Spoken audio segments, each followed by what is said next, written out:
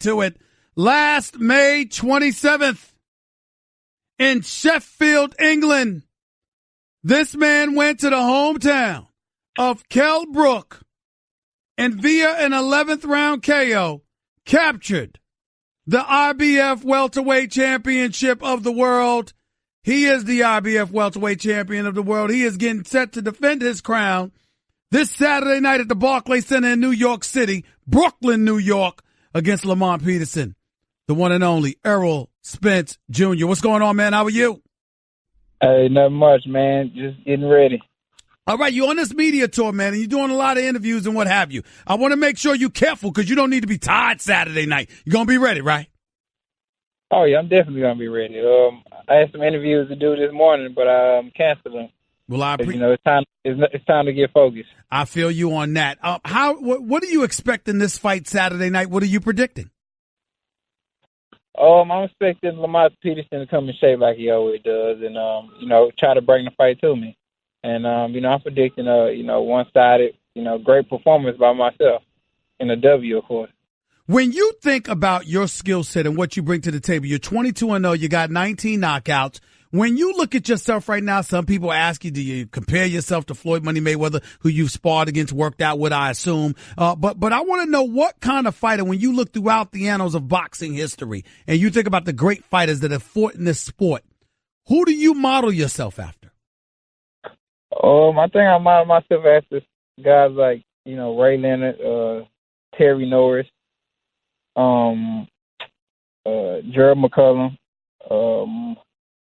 Vernon Forrest, just to name a few. I like all of those names, but you said Terry Norris, and even though I like Terry Norris because he used to put people to sleep, I remember what Simon Brown did to him. I mean, you didn't think I forgot about that one, did you? I mean, come on now, he did have a questionable jaw. That is not you.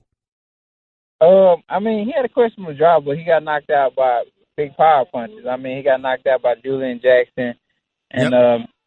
You didn't say what he did the second fight against Simon Brown. That's true, though. He beat Simon Brown by decision, gave him a boxing lesson, took him to school. I remember when he knocked out John the Beast Mugabe. Trust me, I know enough about Terry Norris. Make no mistake about it. But let me get back to you. We're talking to Errol Spence Jr. right here with Stephen A. on ESPN Radio. Because right now, when we see some of the great boxers in the game, the Triple Gs, the Canelo Alvarez's, others, pound for pound wise, where do you put yourself right now? Right now, I think I'm in the top 5. I'm definitely not number 1. There's still a lot. I know that this year that I am, one of the best pound fighters out there right now. Now, everybody's looking at Lamont Peterson as essentially a tune-up. We got Terrence Crawford moving up to the welterweight division after dominating at the junior welterweight spot. We've got guys like Keith Thurman, Danny Garcia, Sean Porter, and others in the welterweight division. Who's on your hit list? Who do you really, really want badly? Everybody's on my hit list. Lamont Peterson, he's not – I don't consider him as a tune-up fighter at all.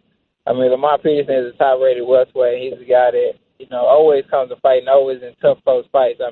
It's arguably he won that fight against Danny Garcia. If you ask people. So, he's a tough fighter, but I want to unify the belts. Not looking past this fight. I want to get, Keith Thurman in the ring and unify the belt. Do you feel anybody out there is ducking you?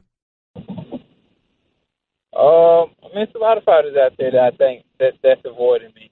I don't like to use the word ducking, but there are fighters out there that's avoiding me. A lot of the top welterweights are avoiding me. Have you concerned yourself with the fact that in some people's eyes you looked so great? Why would anybody want to risk their careers by fighting you a bit too early? As a result of that, you may not get the fights that you're in search of. Have you concerned yourself with that at all? That may be the fans' perspective, but I feel like as a fighter, that's your mentality should be different from a fan mentality or a spectator mentality. Mm-hmm. As a fighter, your whole mentality should be like, I want to fight the best. I want to beat the best. Oh, this guy has a belt. I'm going to try to take this belt from him. You know, recently when I spoke to Terrence Crawford, and we're talking to Errol Spence Jr., the IBF welterweight champion of the world, looking to unify the belts. He'd love Keith Thurman, which is something that he told me just a few days ago. But somebody else on the come up is one of the greatest in the world himself right now, Terrence Crawford. He was just a junior welterweight. He's moving up those 7 pounds. He's got to handle business against Joe Horn. But then he says he wants you or Keith Thurman. What do you say to that?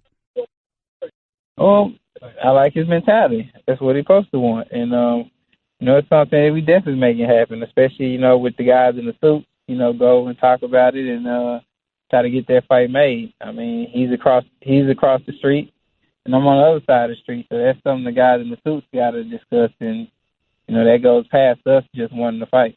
Real quickly, one of the things that I just finished talking to Teddy Atlas about, boxing analyst extraordinaire for ESPN, I just finished talking to him about this. He was talking about, your skill set and what you bring to the table. He said you're a monster. You're a smart monster. You bring a lot to the table and what have you. And he thinks that you could do a lot, but he was expressing surprise at your ability to stay at the welterweight division. Is it tough for you to stay at 147, or is that something that comes relatively easy for you?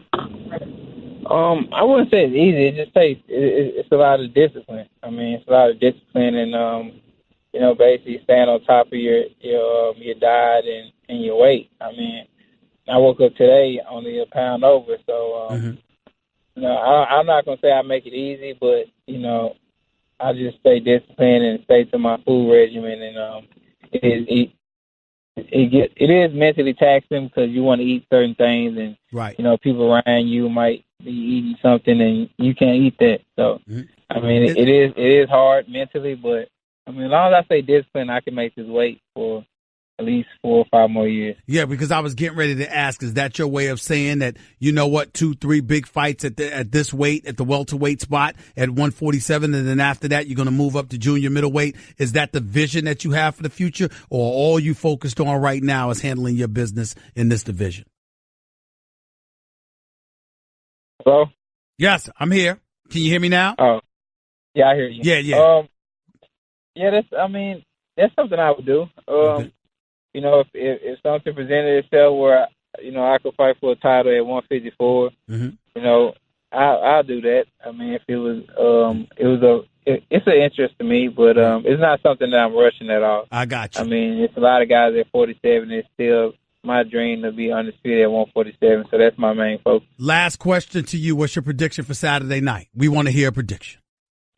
Oh, my prediction for Saturday night is me getting my hand raised and, great one-sided performance. Lamar Peterson going to put up a great fight, but I feel I just have the skills and the ability to negate anything that he does and, put on a great show and a great performance for the fans. Errol Spence Jr., the reigning, defending IBF welterweight champion of the world, going up against Lamont Peterson Saturday night at the Barclays Center in Brooklyn on Showtime. Don't miss it. Appreciate you, man. Appreciate your time. Good luck this Saturday night, and I'll talk to you soon. Thank you, Cowboys Nation. Oh, Lord, you're a Cowboys fan. I forgot you were from Dallas, Texas. Oh, you just, and I got love for you, and that's what you're going to do to me. Mention the Cowboys on this show. Oh, Lord. And you know what? They shouldn't even be represented by you. You know that, right? Because you're a winner. You're a winner. You can't say that about the Cowboys. Hey, we'll be back to our glory days soon, man. Are you ready for this analogy for me to give this to you before I let you go? You are 22-0. It's been 22 years since the Dallas Cowboys won the Super Bowl.